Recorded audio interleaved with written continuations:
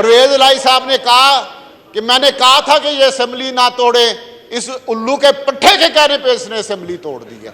परवेज इलाही की तो मर्जी ही नहीं थी। लेकिन आज जिस कुर्सी पे आप बैठे हुए हैं, इस कुर्सी में आपको बिठाने में हमारा भी खून शामिल है, नहीं तो शायद इस पे असद कैसर बैठा होता। ये हमारे जो इधर लोग बैठे हैं जिन पे बड़े इल्ज़ाम लगे, लेकिन हम पीछे नहीं हटे, हम डटे रहे। और बहुत से लोग जानते हैं कि हमने क्या कुर्बानी दी है इस हुकूमत को बनाने के लिए। किसी आज परवेज इलाही यहां पे खाना काबा चले और कुरान पे हलफ उठा के कहे कि उसने मर्जी से असेंबली तोड़ी है। मैं वजीर आजम साहब की मिन्नत कर लूंगा कि 14 मई को इलेक्शन करा ले, कि असेंबली पंजाब असेंबली हो या केपी के ये असेंबली, इनको ना केपी के वजीर आला ने इस असेंबली को तोड़ा है, ना पंजाब के वजीर आला परवेज इलाही साहब ने इस असेंबली को तोड़ा है। इस असेंबली को तोड़ने का ऐलान इमरान खान ने अपने पहलू में बिठा के चीफ मिनिस्टर को ऐलान किया कि हम जनाब केपी के असेंबली तोड़ रहे हैं। और परवेज इलाही को तो पता ही नहीं था, जब उससे दस्तखत पता नहीं किस वक्त करा लिए, किस हालत में करा लिए। लेकिन जब परवेज इलाही को पता चला कि असेंबली टूट गई है, तो उसने तो ये कहा, फिर आपने कहना है कि मैं ऐसे अल्फाज इस्तेमाल करता हूं जो गैर पार्लिमानी हैं। जनाब स्पीकर, जो परवेज इलाही ने कहा है मुझे वो तो इजाज़त दे दे कि मैं वो कह सकूं। परवेज इलाही साहब ने कहा कि मैंने कहा था कि ये असेंबली ना तोड़े, इस उल्लू के पट्टे के कहने पे इसने असेंबली तोड़ दी है। परवेज इलाही की तो मर्जी ही नहीं थी। आज परवेज इलाही यहां पे खाना काबा चले और कुरान पे हलफ उठा के कहे कि उसने मर्जी से असेंबली तोड़ी है। मैं वजीर आजम साहब की मिन्नत कर लूंगा कि 14 मई को इलेक्शन करा ले, लेकिन परवेज इलाही की कोई मर्जी नहीं थी, केपी के वजीर आला की कोई मर्जी नहीं थी। किसी सुप्रीम कोर्ट ने नहीं ये देखा कि क्या किसी की मर्जी थी, क्या वजीर आला चाहता था, क्या असेंबली एक गुमाश्ते ने, क्या इस असेंबली को एक ऐसे आदमी ने जो अपने आप को डिक्टेटर कहता है, उसने अपनी सिर्फ ख्वाहिशात की तकमील के लिए कोई दोनों असेंबलियां जो हैं, ये बड़ा अहम पॉइंट है कि उन चीफ मिनिस्टर की मर्जी से नहीं टूटी, बल्कि एक डिक्टेटर के ज़हन रखने वाले एक मगरूर आदमी जो गुरूर में इस वक्त गुम है, उस शख्स की ख्वाहिश पे ये असेंबली तोड़ी गई। जनाब स्पीकर, इस असेंबली के टूटने के बाद हमें पूरी उम्मीद थी कि ये जब केस अदालत में जाएगा तो अदालत सबसे पहले ये पूछेगी कि क्या वजीर आला पंजाब और केपी के वजीर आला की मर्जी शामिल थी। जनाब स्पीकर, अंतहाई अफसोस के साथ कि किसी ने नहीं पूछा कि पंजाब के चीफ मिनिस्टर की इसमें राय शामिल थी।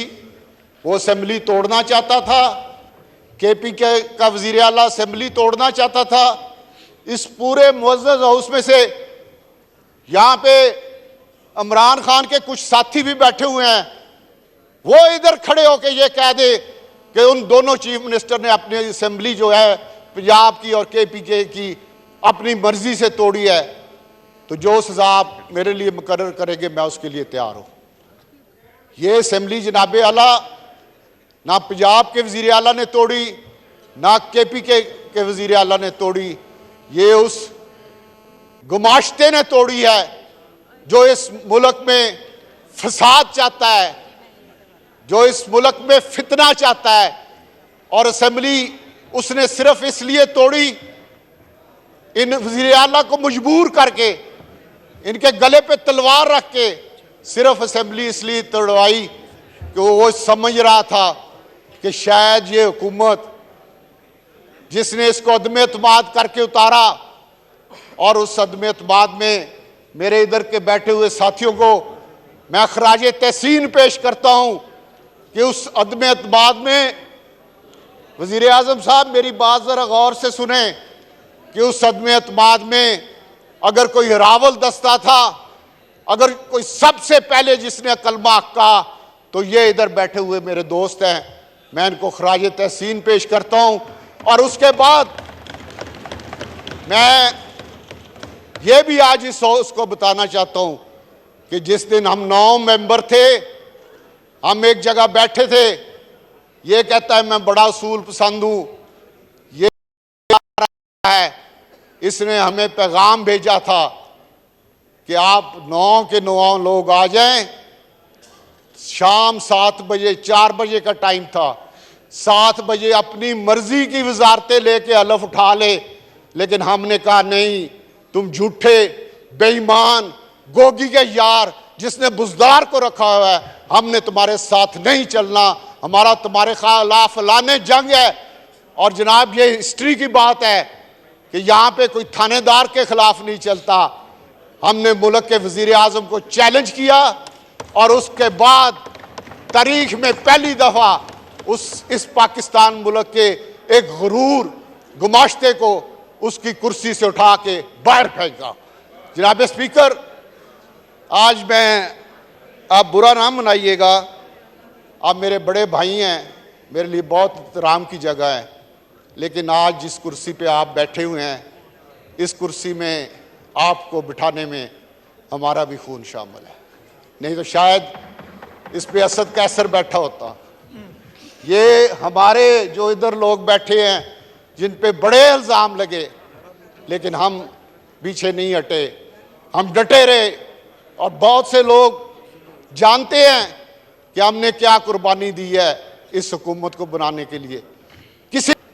उसके बाद असेंबलियां टूटने का मामला अदालत में आया। हमने कहा कि अब इंशाअल्लाह इंसाफ मिलेगा, क्योंकि असेंबलियां तो वज़ीर आला दोनों की मर्जी से टूटी नहीं थी। इसके बावजूद पूरी कौम देख रही थी कि अब क्या होता है। अब मुल्क की सबसे बड़ी अदालत इस मुल्क के साथ, इस मुल्क के आइन के साथ, इस मुल्क के कानून के साथ, इस मुल्क के सियासी इस्तेकाम के साथ, इस मुल्क के माशी इस्तेकाम के साथ अब ये अदालत क्या सलूक करती है। लेकिन जनाब, इंतहाई अफसोस का मुकाम है कि पूरी कौम ने, पूरे वकला ने, लॉ मिनिस्टर साहब यहाँ तशरीफ फरमाए, कोई ऐसी वकला की तंजीम नहीं जिन्होंने फुल कोर्ट का मुतालबा ना किया हो।